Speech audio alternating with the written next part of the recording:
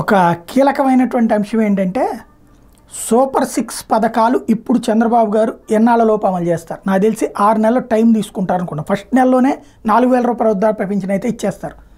ఇప్పుడు ఉన్నటువంటి వాళ్ళందరికీ ఇచ్చేయడం. కొత్త వాళ్ళ ఎంపిక వచ్చే నెలలో అట్లా పెట్టుకోవచ్చు. ఎందుకంటే 50 ఏళ్లకి వృద్ధాప్య పింఛను ఇది ఇస్తానన్నారు కదా, బీసీ ఎస్సీ ఎస్టీ మైనార్టీలకి. అది 1 నెల 2 నెలలు టైం తీసుకోవచ్చు. రాగానే 4,000 రూపాయల పెన్షన్ అయితే ఇచ్చేయచ్చు. 6,000 రూపాయలకి అంగవికలులకు పెన్షన్ కూడా ఇప్పుడు ఉన్నటువంటి వాళ్ళ ఖాతాలోనే ఉంటుంది కాబట్టి వాళ్ళకి వేసేసి కొత్త వాళ్ళని ఆ తర్వాత ఎంపిక చేయొచ్చు. 18 సంవత్సరాలు దాటిన మహిళలకు పింఛను 1,500 రూపాయలు నెలకి అన్నటువంటిది 60 ఏళ్ళ 50 ఏళ్ళ దాకా అదేదైతే ఉందో అది కొన్ని రోజులు టైం పట్టచ్చు.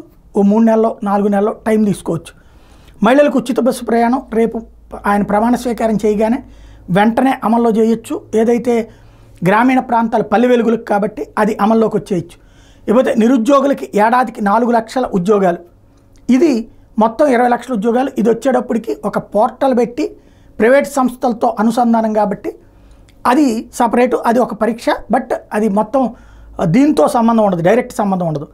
3,000 రూపాయల నిరుద్యోగ భృతి, అది ఈ పోర్టల్లోకి వచ్చి ఇంత సర్టెన్ టైం పెట్టి ఆ టైంలోపు ఉద్యోగం పొందనటువంటి వాళ్ళకి భృతి ఇవ్వడమా ఏంటి అన్నటువంటిది దాని ప్రొసీజర్ ఏంటో చూడాలి. ఏడాదికి 3 ఉచిత గ్యాస్ సిలిండర్లు మేబీ రాబోయే 3 నెలల్లో బిగిన్ చేసేయచ్చు. అది పెద్ద కష్టం కూడా కాదు, బిగిన్ చేసేయచ్చు. కాబట్టి ఆ తర్వాత ఆ ఫైనాన్షియల్ ఎట్లా అన్నది ఇప్పుడు ఎట్లాగో నిధులు ఎక్కువ తీసుకోవడానికి అవకాశం వస్తుంది కాబట్టి చేయొచ్చు. అట్లాగే 10,000 రూపాయలు వాలంటీర్లకి హానరోరియం అన్నటువంటిది ఇప్పుడు వాలంటీర్లను వాళ్ళనే కొనసాగిస్తారా లేదు తెలుగుదేశం వాళ్ళని పెడతారా ఇది చూడాలి.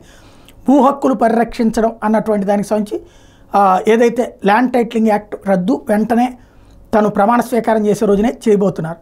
ఉచిత గృహాలు అది పూర్తి చేయాలి. ఇప్పుడు 30 లక్షలకు సంబంధించిన పట్టాలు ఇచ్చారు కదా, అవి పూర్తి చేయడం అన్నట్టు ఒక కర్తవ్యం ఉంటుంది. అట్లాగే ఏదైతే టిట్కో ఇళ్ళు అది పూర్తి చేయడం ఉంటుంది. విదేశీ విద్య ఓబీసీ ఎస్సీ ఎస్టీ కాపులకు మిగతా వెనుకబడిన కులాలకి ఇవ్వడం అన్నటువంటిది ఏదైతే ఉందో అది నెక్స్ట్ సీజన్ నుంచి బిగిన్ చేసేటటువంటి అవకాశం ఉంటుంది. ఫెస్టివల్ అలవెన్సులు అన్నటువంటిది ఇక అది సహజంగా ఉంటుంది. పంటల బీమా మొత్తాన్ని పెంచడం 6 నెలల తర్వాత చేస్తారేమో అనుకుంటున్నా.